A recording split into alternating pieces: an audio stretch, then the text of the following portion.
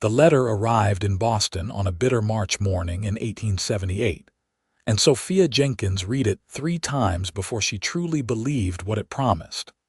Passage west, marriage to a rancher named William Sterling, and a life far from the narrow cobblestone streets that had held her captive since birth. She folded the letter carefully and placed it in her leather satchel alongside her most precious possessions. Her mapping tools and journals filled with carefully drawn charts of neighborhoods she had explored in secret, defying every social convention that said women should not venture out alone with instruments of measurement and calculation. Her father had been a surveyor before consumption took him, and he had taught her the language of longitude and latitude, of scale and proportion, before her mother forbade such unladylike pursuits. But Sophia could no more stop mapping the world around her than she could stop breathing. The measurements lived in her blood, in the careful way she observed distances and elevations, in how she translated the 3-dimensional world onto flat paper with startling accuracy. The journey west took 3 weeks by rail, and Sophia spent every hour pressed against the window, sketching rough maps of the terrain as it transformed from dense forests to endless plains. Her traveling companions, 2 older women heading to Denver, eyed her notebooks with suspicion, but Sophia barely noticed their disapproval. She was too busy calculating the gradual elevation changes, noting water sources, marking distinctive geological features. By the time the train pulled into Albuquerque, New Mexico territory, her fingers were stained with ink, and her latest journal was half filled with observations. The platform was chaos, dust swirling in the hot April wind, merchants hawking wares, cowboys fresh from cattle drives spending their wages on whiskey and women. Sophia clutched her 2 carpetbags and searched the crowd for a man matching the description William Sterling had provided. Tall, broad-shouldered, sandy hair, gray eyes. She saw at least a dozen men who could fit that vague description before her gaze settled on a man standing apart from the crowd, hat in his hands, watching the disembarking passengers with an expression somewhere between hope and dread. Their eyes met across the platform, and something electric passed between them, a recognition that went deeper than physical description. He was taller than she had imagined, with sun-weathered skin and calloused hands that twisted the brim of his hat nervously as he approached. She noticed the way he moved, deliberate and careful, like a man accustomed to being in control of his body and his surroundings. "Miss Jenkins." His voice was low, roughened by years of shouting across open ranges, but there was gentleness underneath. "Mr. Sterling." She extended her hand, and he took it carefully as though afraid she might break. His palm was warm and rough against hers, and she felt that electric current again, stronger this time. "Welcome to Albuquerque. I hope the journey wasn't too difficult." He released her hand and reached for her bags, but Sophia held tight to the one containing her journals and instruments. "I can carry this one. It contains delicate equipment." She saw his eyebrows raise slightly, but appreciated that he did not question her. "I have a wagon waiting." "It's about 2 hours to the ranch. We can stop at the hotel if you need to rest first, or if you want to reconsider." The last words came out rushed, and she saw vulnerability flash across his features. "I do not need to reconsider. I came here to marry you, Mr. Sterling, and I am not in the habit of changing my mind." She said it firmly, watching his shoulders relax slightly. They were married that afternoon by a circuit judge who happened to be in town, with the hotel owner and his wife as witnesses. The ceremony took less than 10 minutes, and then Sophia was Mrs. Sterling, bound by law to a man she had known for 3 hours. She wore her best traveling dress of deep blue wool, far too warm for the New Mexico heat, and William wore a clean shirt that still bore creases from being folded. When the judge pronounced them married, William leaned in carefully and pressed a chaste kiss to her cheek, his beard scratching her skin. The ride to the ranch was awkward at first, both of them sitting stiffly on the wagon bench, unsure how to bridge the gap between strangers and spouses. But then Sophia could not help herself. She began asking questions about the land, about water sources and grazing areas, about the boundaries of his property and how he had determined them. William's whole demeanor changed as he talked about his ranch. The stiffness left his shoulders, and his voice took on warmth and passion. "I have 5,000 acres, running from the river valley up into the foothills, good grazing land, plenty of water from natural springs. I bought it 8 years ago from a Spanish family who was heading back to Mexico. They had a grant from before the territory changed hands, but they wanted to leave. I was 22 and probably paid more than I should have, but I have not regretted it." Sophia did quick mental calculations. That made him 30 now, 8 years her senior. She watched his profile as he talked, noting the small scar above his right eyebrow, the way his eyes crinkled when he smiled. "Have you ever had it properly surveyed, officially mapped?" She tried to keep her voice casual, but she could not entirely hide her professional interest. "No. I know roughly where the boundaries are, marked them myself with stone cairns, but nothing official." "Why do you ask?" Sophia took a breath. "I am a cartographer, Mr. Sterling. My father taught me surveying and map-making. I have been creating maps since I was 12 years old. It is what I love to do, what I am good at. I did not mention it in my letters because most men consider it an inappropriate occupation for a woman, but I cannot pretend to be someone I am not." She braced herself for disapproval, for anger at this deception by omission. Instead, William pulled the wagon to a stop and turned to face her fully, his gray eyes searching hers. "You can make maps, real, accurate maps with measurements and scale." "Yes. I have training in triangulation, elevation measurement, astronomical observation for determining coordinates. I brought my instruments."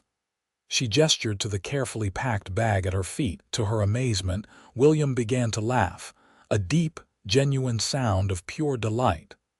"Sophia, I have been trying to map this ranch properly for 8 years. I have notebooks full of pacing measurements and rough sketches that are practically useless. And here you are, trained in exactly what I need. This is better than I could have imagined." Something warm unfurled in Sophia's chest, a feeling she had not experienced before. Here was a man who did not see her skills as shameful or unseemly, but as valuable and worthy of celebration. She found herself smiling back at him, truly smiling for the first time since leaving Boston. "Then perhaps we can work together, husband. You know the land, and I know how to translate it onto paper. I would like nothing more, wife." The words sounded strange and wonderful coming from his lips, and Sophia felt heat rise in her cheeks. The ranch house came into view as the sun began its descent toward the western mountains, painting the adobe walls golden orange. It was larger than Sophia had expected, a sprawling single-story structure with a wide covered porch and glass windows that caught the light. Cottonwood trees provided shade, and she could hear water running somewhere nearby. "I built most of it myself, added on as I could afford to. There is a main bedroom, a guest room, kitchen, parlor, and my office. The bunkhouse for the hands is about 100 yards that way." William pointed to a smaller building barely visible behind a stand of juniper trees. "I have 3 men working for me full-time. Miguel and his son Carlos, and an older fellow named Dutch who has been working cattle since before I was born." He helped her down from the wagon, his hands strong around her waist, and for a moment they stood close together, her hands on his shoulders, his on her waist, neither quite ready to step back. Sophia could smell him, leather and sage and something indefinably masculine that made her pulse quicken. Then William cleared his throat and stepped away, grabbing her bags from the wagon bed. "I will show you the house. You must be exhausted." The interior was surprisingly neat for a bachelor's home, with simple but well-crafted furniture and Navajo rugs on the wooden floors. William led her to the main bedroom, a large space dominated by a hand-carved bed frame.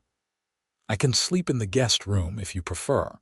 I do not expect, that is, I know this is all very sudden, and I will not rush you into anything you are not ready for." His ears were red, and he would not quite meet her eyes. Sophia appreciated his consideration, even as part of her wondered what it would be like to share that large bed with him. Perhaps the guest room for now would be best, until we know each other better. Relief and perhaps a touch of disappointment crossed his face. "Of course, I will move my things." That night, lying alone in the guest room under a hand-stitched quilt, Sophia stared at the wooden ceiling beams and contemplated the strangeness of her situation. She was married to a man she barely knew, 1,000 miles from everything familiar, in a landscape so different from Boston it might as well be another planet. And yet she felt more hopeful than she had in years. William Sterling was kind and respectful. He valued her skills, and unless she was badly mistaken, he found her attractive. She had seen the way his eyes had followed her as she moved through the house, had noticed how carefully he avoided touching her, as though afraid he might betray improper interest. She fell asleep thinking about the land she would map, about working side by side with her new husband under the endless western sky. Morning came with roosters crowing, and the smell of coffee drifting through the house. Sophia dressed quickly in her most practical clothing, a simple cotton dress in dove gray, and braided her dark blonde hair. She found William in the kitchen, cooking eggs and bacon in a cast-iron skillet. "I was going to bring you breakfast in bed," he said, looking pleased to see her. "But since you are up, we can eat together." They sat at a rough-hewn table, and Sophia was surprised by how comfortable the silence between them felt. William was not a man who needed to fill every moment with chatter, and she appreciated that. When they finished eating, he poured more coffee and spread a hand-drawn map on the table. "This is what I have so far. It is not much, and I know the proportions are wrong, but it gives you an idea of the general layout." Sophia studied the map, noting his attempts to mark water sources, grazing areas, and boundary markers. The scale was inconsistent, and there were no coordinates, but she could see intelligence in his approach, a logical mind trying to work with inadequate tools. This is a good start. If we work together, we can create something much more accurate. I will need to set up baseline measurements, take astronomical observations to establish our exact position. Then we can use triangulation to map the entire property. She looked up from the map to find him watching her with an expression of frank admiration. "You are remarkable, do you know that?" Heat flooded her cheeks. "I am simply doing what I was trained to do." "No, you are doing what you love, what you are clearly brilliant at. And you are letting me be part of it. That makes you remarkable." For a long moment they simply looked at each other, and Sophia felt that electric current again, stronger than ever. Then William cleared his throat and stood abruptly. "I should introduce you to the hands. They will want to meet you." Miguel turned out to be a man in his 40s with warm brown eyes and a ready smile. His son Carlos was 19, shy and polite, with his father's eyes and his mother's delicate features. Dutch was grizzled and weathered, probably in his 60s, with a habit of spitting tobacco juice into a tin can he carried everywhere. All three men treated Sophia with respectful courtesy, though she caught Dutch giving William a look that clearly said, "You did well for yourself." "The missus is going to help me map the ranch properly," William told them. "She is a trained cartographer." Miguel's eyebrows rose. "A woman who makes maps, this I must see." "Then you shall," Sophia said firmly. "If Mr. Sterling agrees, I would like to begin tomorrow. We will need to establish a baseline first, probably along the southern boundary where the land is flattest." "The missus is right," William said, and Sophia felt a small thrill at being called that, at being acknowledged as his wife in front of his men. "We will start tomorrow. Miguel, can you and Carlos handle checking the north pasture without me?" "Of course, boss. You take care of your bride." The word bride made Sophia's stomach flutter. She was someone's bride. William Sterling's bride. It still felt surreal. They spent the rest of the day preparing equipment. William had a good supply of rope that could be used for measuring, and Sophia unpacked her instruments. A surveyor's compass, a sextant for astronomical observations, a theodolite her father had given her on her 16th birthday, carefully preserved through years of hiding it from her mother's disapproving gaze. William watched her handle each instrument with reverent care, asking questions about how they worked, genuinely interested in understanding her craft. "Your father taught you all this?" he asked as she demonstrated how to use the theodolite to measure angles. "He was a surveyor. My mother thought his profession was barely respectable, but he loved it. He used to take me with him on jobs, showed me how to see the world through measurements and mathematics. When he died, I was 14. My mother forbade me from continuing, said it was not appropriate for a young lady. But I could not stop. I would sneak out with his old instruments, map the neighborhoods around our house, anything I could reach on foot." She paused, remembering. "Mother found my journals once and burned them. All those maps, months of work gone. I hid them better after that." William reached out and took her hand, his thumb brushing across her knuckles. "No one will burn your maps here. I promise you that." Something in his voice, in the fierce protectiveness of his tone, made Sophia's eyes sting with unshed tears. She squeezed his hand, unable to find words for what she was feeling. That night at dinner, William asked about her life in Boston, and Sophia found herself telling him things she had never shared with anyone. About the loneliness of being intelligent in a world that did not value intelligence in women. About the frustration of having skills she was not permitted to use. About the suitors her mother had paraded through their parlor. Men who wanted a decorative wife to manage their households and bear their children, but had no interest in her thoughts or passions. "Is that why you answered my advertisement?" William asked quietly. "To escape?" Sophia considered the question carefully. "Partly. But also because I thought perhaps in the West things might be different. There is more space here, more freedom. I thought I might find room to be myself." "And have you found room?" She met his eyes across the table. "Yes. More than I dared hope." William smiled, and Sophia noticed for the first time how handsome he was when he smiled, how it transformed his weathered features into something warm and open. "I am glad. I want you to be happy here, Sophia. I want this to be a real marriage, not just a convenience." "What would a real marriage look like to you?" The question came out more breathless than she intended. "Partnership, respect, friendship." He paused, and his voice dropped lower. "And in time, if we are fortunate, love." Sophia's heart hammered against her ribs. "I would like that too." They began the surveying work the next morning, riding out to the southern boundary on 2 of William's horses.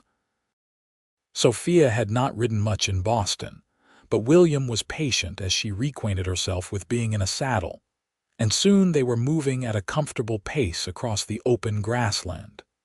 The sky was impossibly vast, a blue dome stretching from horizon to horizon, broken only by distant mountains. Sophia felt simultaneously insignificant and exhilarated. She could breathe here. She could see for miles in every direction. This was space enough for any dream. They spent the day establishing a baseline, carefully measuring a straight line roughly a mile long using the rope, marking the end points with stone cairns. William proved to be an excellent assistant, understanding her instructions quickly and executing them precisely. He was stronger than her, able to handle the heavier equipment without strain, but he never made her feel weak or incapable. Instead, he seemed genuinely impressed by her knowledge and skill. "How do you keep all the mathematics straight in your head?" he asked as she calculated the angle between their baseline and a distant landmark. "Practice. And my father taught me some tricks for mental arithmetic, but mostly it is just how my mind works. I see the world in measurements and relationships." That cottonwood tree is approximately 40 feet tall, standing at roughly 320 yards from our position. The mountain behind it rises to about 8,000 feet, maybe 15 miles away. I cannot help calculating these things. It is automatic. William shook his head in wonder. "My mind does not work like that at all. I am good with cattle, good with my hands, can fix almost anything mechanical, but higher mathematics was always a struggle." "We all have different gifts," Sophia said. "I could not build a house or break a horse or a dozen other things you probably do without thinking. Then we complement each other well." He said it casually, but there was meaning underneath, and Sophia felt warmth spread through her chest. They worked together for a week, establishing reference points across the ranch, taking measurements, recording everything in careful detail in Sophia's journals. Each day they rode out together, sometimes talking constantly, other times working in comfortable silence. Sophia learned that William had grown up on a small farm in Kansas, that he had come west after both his parents died of cholera, seeking a fresh start. He had worked as a ranch hand for 5 years, saving every penny before buying this land. He spoke about his cattle with genuine affection, could identify individual cows by their markings and personalities. "That old brindle cow over there, we call her Mama because she has had more calves than any other cow in the herd. Smart as they come. She always finds the best grazing." He pointed to a brown and white cow watching them with calm eyes. Sophia found his knowledge of the animals endearing, the way he cared about them as individuals rather than just commodities. She began to see the ranch through his eyes, to understand how each part connected to the whole, how the land and water and cattle formed an intricate system. In the evenings they would return to the house, dusty and tired, and Sophia would work on translating their field measurements into precise maps while William cooked dinner. He was a surprisingly good cook, having learned by necessity during his bachelor years. They fell into an easy domestic rhythm, working together to maintain the household, talking late into the night about everything and nothing. Sophia was acutely aware that they still slept in separate rooms, that William had not pushed for physical intimacy, despite being her legal husband. Sometimes she caught him looking at her with undisguised longing, but he always looked away when noticed, maintaining respectful distance. She appreciated his patience, but increasingly she found herself wishing he would close that distance, would touch her the way a husband should touch his wife. 3 weeks after her arrival, they were working on the eastern boundary when a sudden thunderstorm rolled in from the mountains. One moment the sky was clear, and the next, dark clouds swallowed the sun and rain began to fall in sheets. William grabbed Sophia's hand and they ran for shelter under a rocky overhang, pulling the horses after them. They stood pressed together in the small space, breathing hard, water streaming off their hats. Lightning split the sky and thunder cracked so loud, Sophia felt it in her bones. She had never experienced weather like this, so violent and immediate. In Boston, storms built slowly gave warning. Here, nature made its own rules. "Are you frightened?" William's voice was close to her ear, his body shielding her from the worst of the wind-driven rain. "No," Sophia realized with surprise. "I feel alive." William turned her to face him, his hands on her shoulders. Water dripped from his hair, ran down his face, but his eyes were intense. "Sophia, I need to tell you something." "What is it?" "I am trying very hard to be a gentleman, to give you time and space. But the truth is, I am falling in love with you. Maybe I have been since the moment I saw you on that train platform, looking fierce and determined with your precious bag of instruments. I think about you constantly. I want to kiss you, want to hold you, want to share my bed with you, but I will wait as long as you need. I just needed you to know."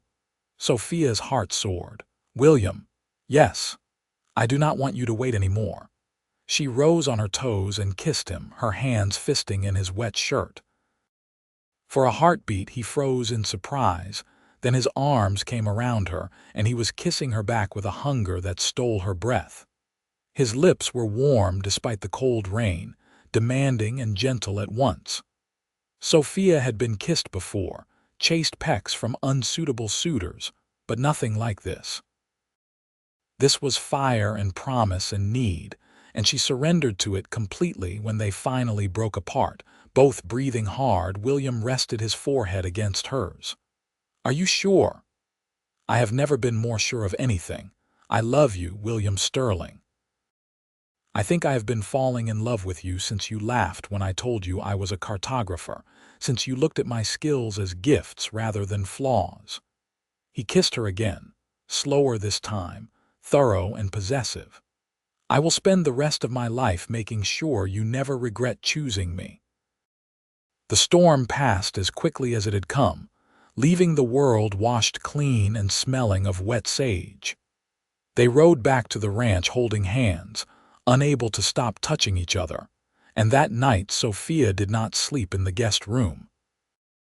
William made love to her with patience and reverence, learning her body the way she had been learning his land, with careful attention and genuine wonder. Sophia discovered that passion was another form of exploration, another way of mapping unknown territory, and she gave herself to it with the same wholehearted enthusiasm she brought to her cartography. Afterward, lying in his arms in the darkness, William's fingers tracing lazy patterns on her shoulder, Sophia felt complete in a way she never had before. This was what she had been searching for without knowing it, a partner who saw her fully and loved what he saw, a place where her gifts were valued, a life built on mutual respect and growing affection. "Tell me about the rest of the ranch," she murmured. "The parts we have not mapped yet." William chuckled, his chest rumbling under her ear. "Right now, you want to talk about surveying. I want to talk about everything. I want to know all of it, every detail." So he told her about the northern pastures where the grass grew thick, about the spring in the western hills that never ran dry even in drought years, about his dreams of expanding the herd, maybe building a second house for a foreman someday when the operation grew large enough to need one. Sophia listened and offered suggestions, her mind already visualizing how she would represent these features on her maps, how she could help him plan for the future he envisioned. They fell asleep still talking, tangled together under the quilts, and when Sophia woke in the morning to find William watching her with soft eyes, she kissed him and thought how strange and wonderful it was that a mail-order arrangement had led to this, to love. The summer passed in a blur of work and discovery. Sophia's maps took shape, detailed and precise, showing not just boundaries and landmarks but also information useful for ranching, grazing quality, water sources, elevation changes that affected where cattle could safely be driven. William marveled at her work, showed the maps to Miguel and Dutch, who were equally impressed. Never seen anything like it, Dutch admitted, studying a map of the northern section. You can see exactly where everything is, how it all fits together. The missus has a gift, Miguel agreed. My cousin has a ranch over near Socorro. He would pay good money for maps like these.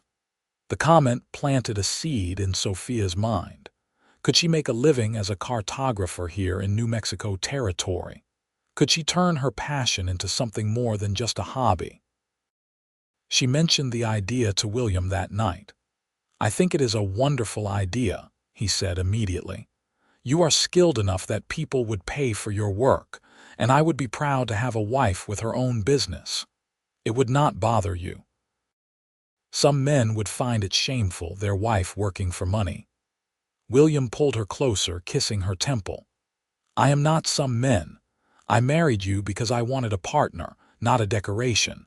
If you want to map every ranch in New Mexico territory, I will support you completely. Sophia's eyes stung with happy tears. How did I get so fortunate? I ask myself the same thing every day. Word spread quickly in the ranching community. By autumn, Sophia had 3 commissions from neighboring ranchers who wanted their properties properly surveyed and mapped. William helped her negotiate fair prices, insisted she not undervalue her work, and often accompanied her on surveying trips, serving as her assistant and protector. The additional income was welcome, but more than that, Sophia loved the recognition of her skills, the satisfaction of doing work that mattered. One evening in late October, Sophia was working on a particularly complex map when she felt William's eyes on her. She looked up from her drafting table to find him leaning against the doorframe, watching her with an expression she could not quite read. "What is it?" she asked. "I was just thinking about how my life has changed since you arrived. This house feels like a home now, not just a place to sleep between work. I wake up happy. I have someone to share my thoughts with, my dreams, someone who makes me want to be better than I am." Sophia set down her pen and went to him, wrapping her arms around his waist. "You have given me the same thing, a place to belong, freedom to be myself, love." She paused, then took a breath. "And possibly a child." William went very still. "Sophia, are you saying?" "I am saying I have missed my monthly courses twice now and my body feels different. I cannot be certain yet, but I think I might be carrying our baby." William's face transformed with joy. He picked her up and spun her around, laughing, then set her down carefully as though afraid she might break. "A baby, our baby. I cannot even find words." Sophia laughed at his incoherence. "Are you happy?" "Happy does not begin to cover it. You have given me everything, Sophia. Everything I never dared hope for." The pregnancy was confirmed by the doctor in Albuquerque a few weeks later.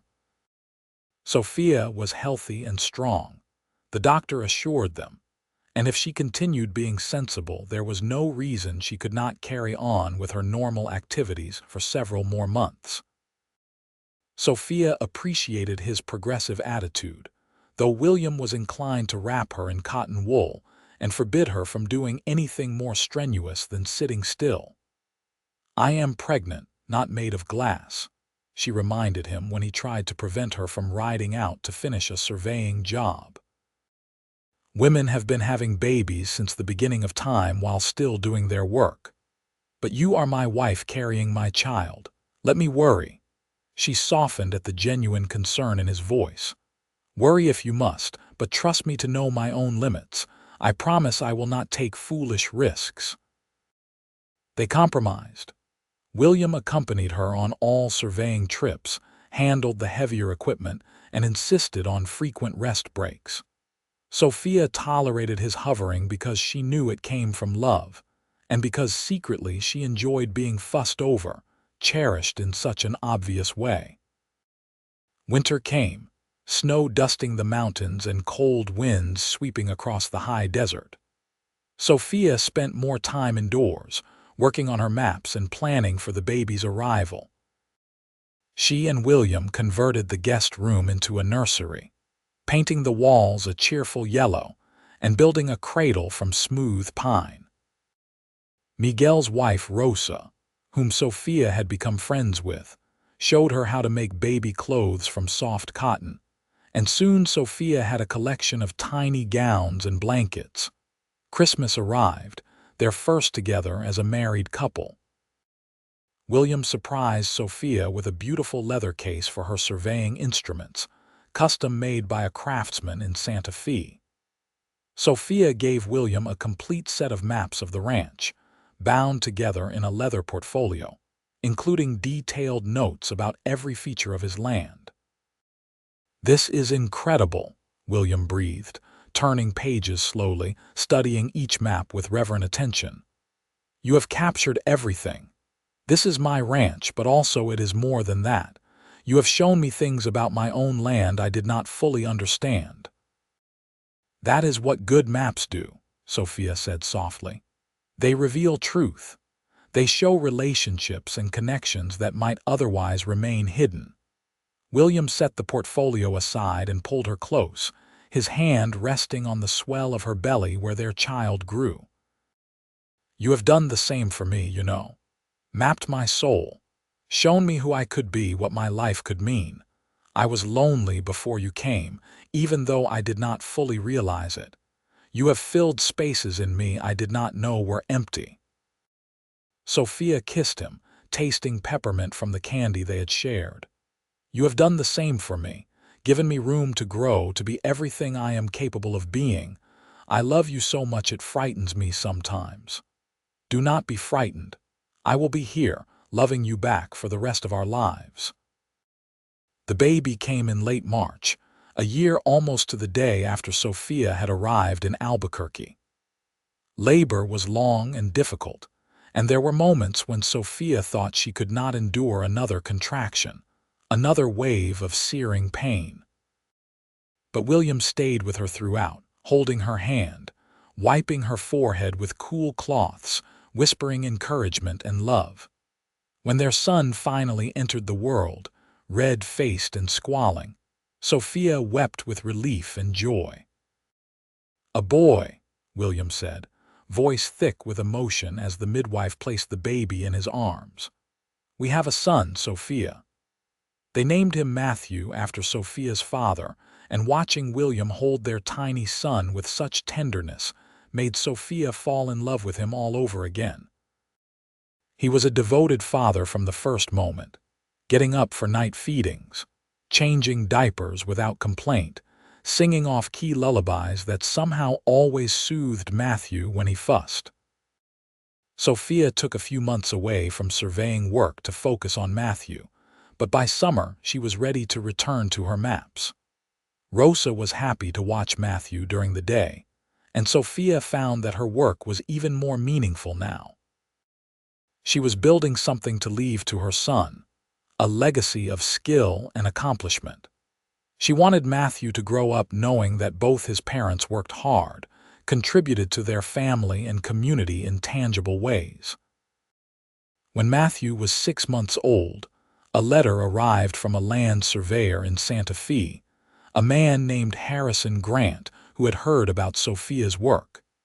He wanted to meet with her, discuss the possibility of her taking on larger projects for the territorial government. William encouraged her to go, insisted she should not pass up such an opportunity. Sophia traveled to Santa Fe with William and Matthew, the three of them making it a family trip. She met with Harrison Grant in his office, a cluttered space filled with maps and surveying equipment.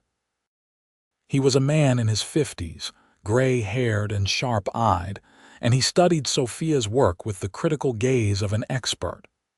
"This is exceptional," he said finally, looking up from the maps she had brought. "The precision, the level of detail, the clarity of presentation." "You were trained by your father, you said?" "Yes, sir, Matthew Jenkins. He was a surveyor in Boston. I knew of him. Good reputation. He taught you very well." Grant set down the maps and leaned back in his chair. "I will be honest with you, Mrs. Sterling. I have never worked with a woman cartographer before, but I care more about skill than convention. I have several projects that need accurate mapping, railroad routes primarily, and I could use someone with your abilities. The work would be well paid, though it would require travel." "Would your husband object?" Sophia smiled. "My husband supports my work completely. As for travel, we would need to discuss the specifics, but I am interested." She and William talked it over that night in their hotel room while Matthew slept in a traveling crib between their beds. The railroad work would mean being away from the ranch for weeks at a time, potentially several times a year. It would also mean excellent money and the chance to work on significant projects that would shape the territory's development. "I want you to do it," William said firmly. "This is too important an opportunity to pass up." "But the ranch, Matthew, you cannot manage everything alone. Miguel can handle more responsibility, and I can take care of Matthew, or Rosa can help. Sophia, you have worked too hard to let this chance slip by. And selfishly, I want our son to grow up seeing his mother using her gifts, achieving things. I want him to know that talent matters more than gender." Sophia's heart swelled with love for this man who understood her so completely. "What did I do to deserve you?"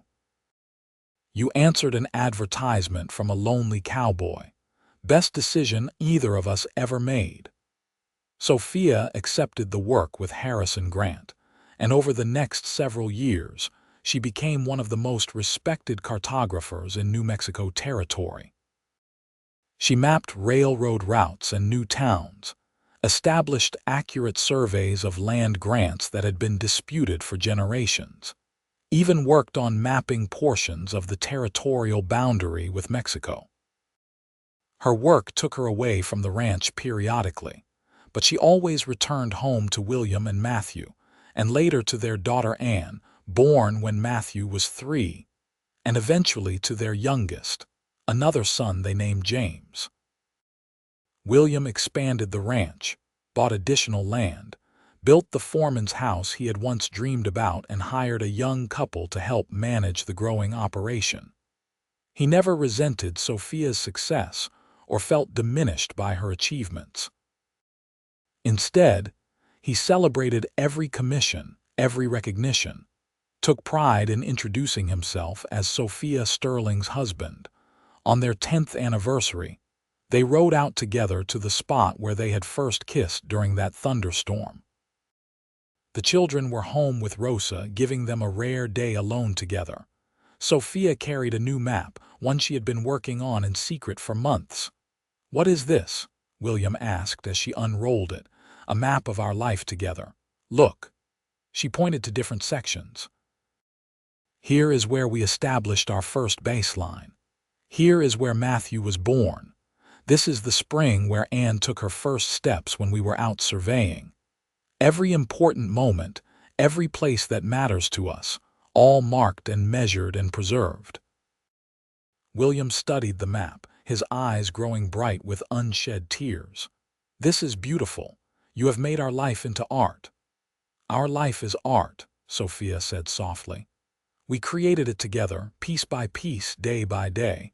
You let me map your land, and in doing so, you let me map my own soul. You showed me who I could be, what love really means." William pulled her close, kissing her with the same passion he had shown on that rain-swept day 10 years ago. "And you showed me that the best things in life are worth waiting for, worth taking a chance on.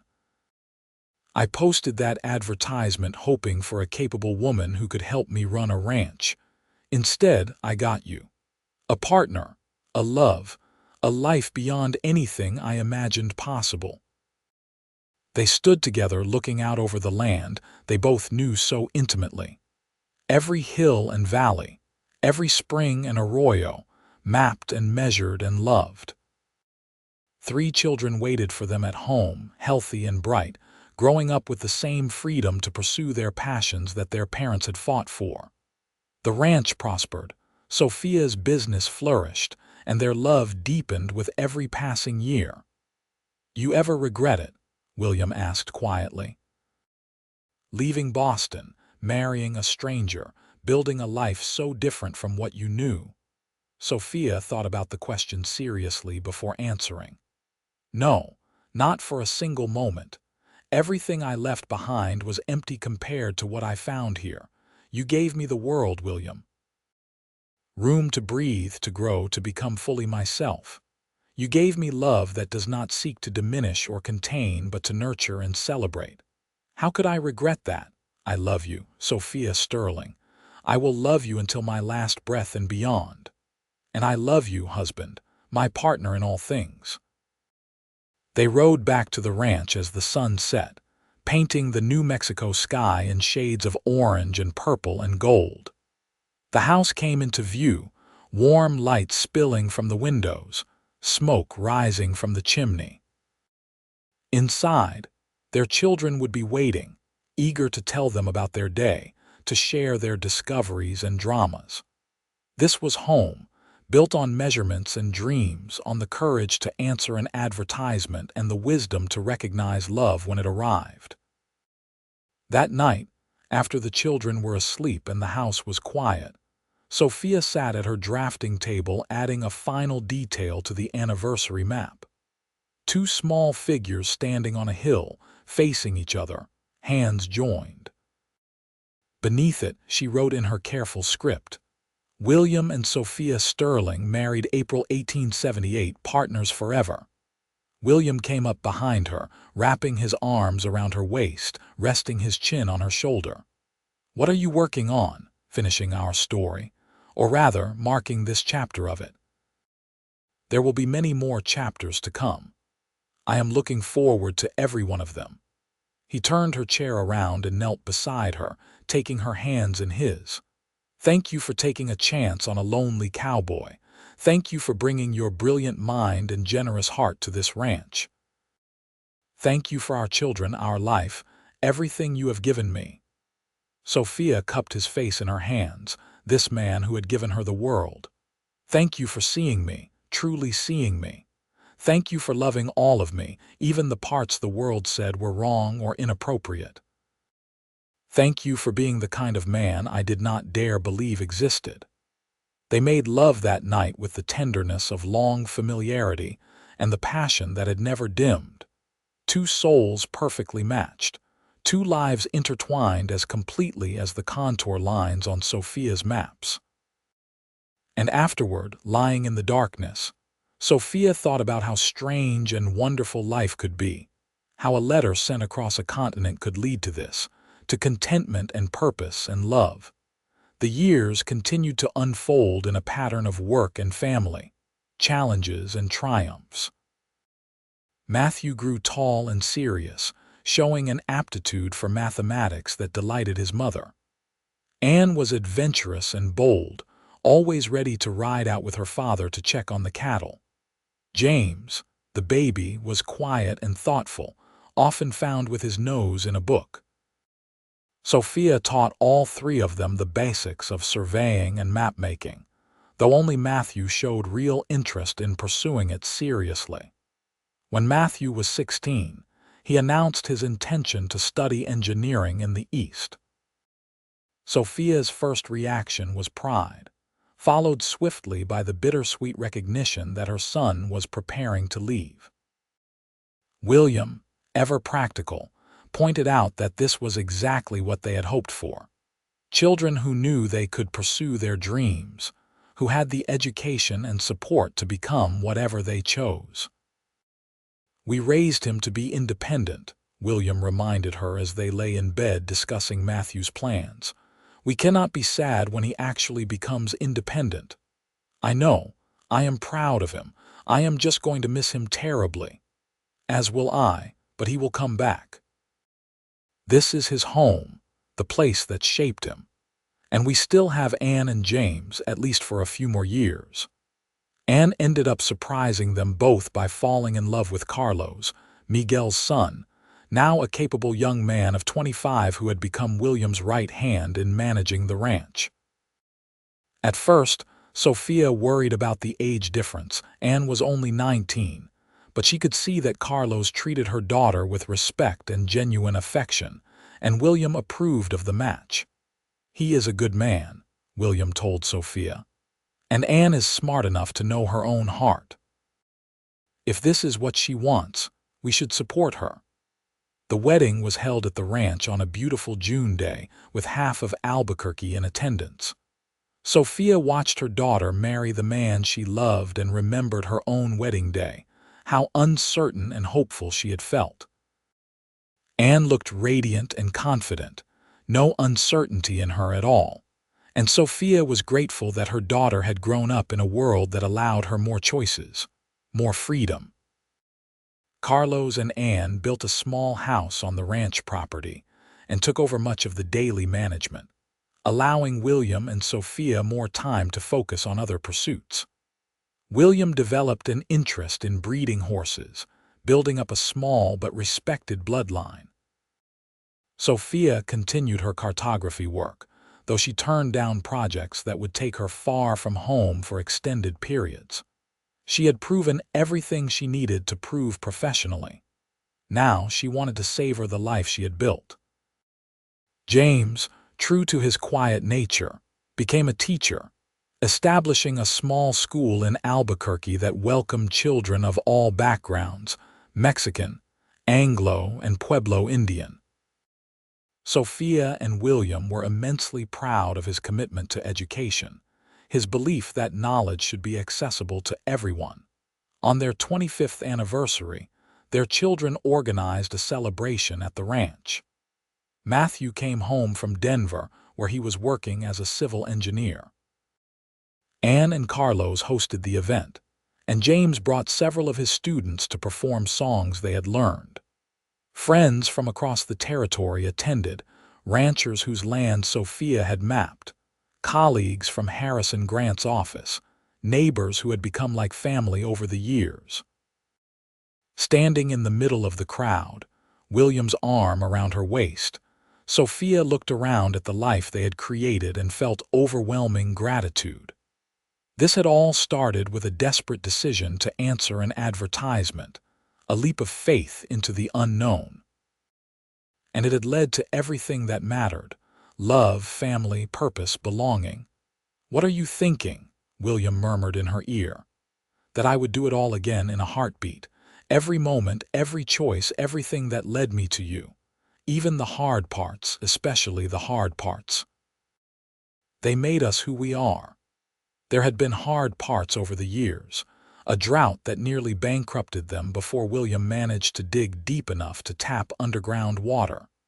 Sophia's miscarriage between Anne and James, a loss that grieved them both deeply. William's accident when a horse threw him, leaving him with a limp he would carry the rest of his life. Sophia's mother's death, word arriving 6 months after the fact, bringing complicated feelings of grief and guilt and relief. But they had weathered all of it together, leaning on each other, drawing strength from their partnership. As the celebration wound down and guests began to depart, Sophia and William slipped away from the crowd, walking hand in hand toward the hill where they had shared their first kiss. The land was lush after a wet spring, grass thick and green, wildflowers blooming in purple and yellow clusters. Cattle dotted the distant pastures, William's horses grazed peacefully in the near paddock, and the house they had built together stood solid and welcoming in the golden evening light. "I never imagined I could be this happy," William said quietly. "When I posted that advertisement, I was just lonely, wanting someone to share the work, maybe have children with eventually. I did not dare hope for a true partner, for love like this." Sophia leaned her head on his shoulder. "I was looking for escape, for space to breathe. I found so much more. I found home. I found myself. I found you." "We found each other," William corrected. "Two people brave enough to take a chance, smart enough to recognize something real when it appeared." They stood together as the sun set, two souls perfectly matched, watching the land they had measured and mapped and loved spread out before them. Behind them, their children's laughter drifted on the evening breeze. Ahead, more years stretched out, full of possibility and promise. Sophia thought about all the maps she had made over the years, all the careful measurements and precise calculations. But the most important map she had ever created could not be drawn on paper. It was the map of a life well lived, of a love that grew deeper with time, of a partnership that enriched both parties. She had mapped William's land and in doing so had found her own path home. "I love you," she said simply, the words as true now as they had been the first time she spoke them during that thunderstorm so many years ago. "I love you too," William replied, kissing her temple. "My brilliant, beautiful wife, my partner in everything." As darkness fell, they walked back to the house together, hands still clasped, ready for whatever the future would bring. Their story had begun with a letter and a leap of faith, and it would continue for many more years, each day adding another detail to the map of their shared life, each moment another testament to the transformative power of love. The ranch continued to thrive under Carlo's and Anne's management. Matthew married a fellow engineer and gave Sophia and William their first grandchild, a serious little girl named Clara, who showed early signs of inheriting her grandmother's mathematical mind. James remained unmarried, devoted to his students and his school, though he maintained close relationships with his family and visited the ranch often. As William and Sophia aged, they spent more time simply being together, riding out across the land they knew so intimately, sitting on the porch watching the sun set, sharing stories and memories. William's hair went completely gray and his limp became more pronounced. Sophia developed arthritis in her hands, making the detailed drafting work more difficult, though she refused to give it up entirely. On a warm autumn day when Sophia was 56 and William 64, they rode out one last time to their special hill. William had been unusually quiet lately, and Sophia suspected his heart was troubling him, though he denied it when she asked. They sat on the grass together, looking out over the land that had been the backdrop for their entire married life. "If something happens to me," William began, but Sophia pressed her fingers to his lips. "Do not talk like that. We have to talk about it eventually, love. I am getting older and my body is not what it used to be. I need to know you will be all right." Sophia's eyes filled with tears. "I will never be all right without you, but I will survive. I will live on for our children and grandchildren. I will keep your memory alive in everything I do. But do not ask me to be happy about contemplating a world without you in it." William pulled her close, and they sat that way for a long time, holding each other, storing up the feeling of being together against the possibility of separation. But fate was kinder than they feared.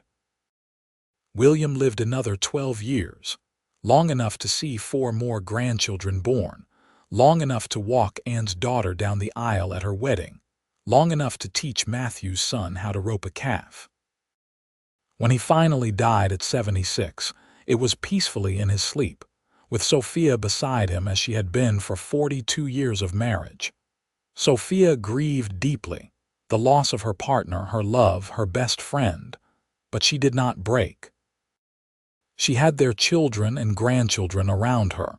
She had the ranch they had built together, and she had her maps, tangible evidence of the life they had shared. She continued working, though more slowly now, training her granddaughter Clara in the art of cartography, passing on the knowledge her own father had given her. She lived to be 78, active and sharp-minded until the very end. On her last day, surrounded by 3 generations of the family she and William had created, she asked Clara to bring her the anniversary map, the one she had made for William all those years ago. She studied it with tired but still keen eyes, tracing the route of their life together with one gnarled finger. "Did I ever tell you," she said to Clara, "about the day I met your grandfather?" "Many times, grandmother," Clara said with a gentle smile. "Tell me again," Anne said from the other side of the bed, taking her mother's hand. So Sophia told the story one more time, her voice growing weaker but her memory crystal clear. She spoke of stepping off the train into the chaos of Albuquerque, of seeing William across the crowded platform, of the electric recognition that had passed between them. She told of learning to love him, of building a life together day by day, of the joy of partnership and the blessing of family. "He saw me," she finished, her voice barely a whisper now. "Truly saw me, all of me, and loved what he saw. That was his greatest gift to me, and I hope I gave him the same gift in return." "You did, Mother," Anne said, tears streaming down her face. "Anyone who saw you two together knew you did." Sophia smiled, and her gaze drifted to the window, to the land beyond, the land she and William had measured and mapped and loved. "I am ready now," she said softly, "ready to see him again, ready to rest." She closed her eyes and slipped away peacefully, leaving behind a legacy of maps and memories, of love and accomplishment, of a life lived fully and without regret. Her children buried her next to William on the hill where they had shared their first kiss, with a simple stone marker that read, "Sophia Jenkins Sterling, 1856–1934. Beloved wife, mother, grandmother, cartographer. She mapped the land and the human heart with equal precision."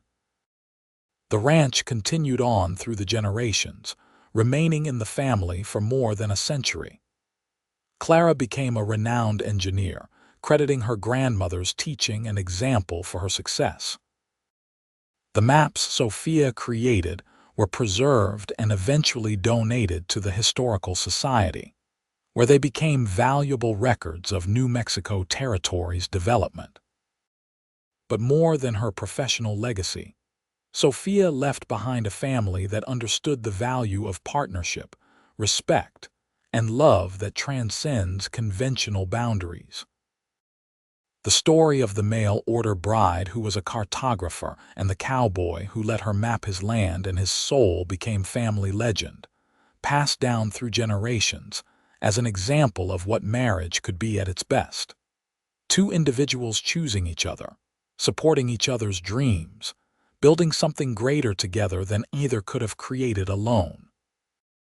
It was a love story that began with a letter and a leap of faith, and continued for 42 years of daily choosing love, of seeing and being seen, of partnership in all things. And on warm spring evenings, when family gathered at the ranch that William built and Sophia mapped, you could almost feel their presence on the hill overlooking the valley.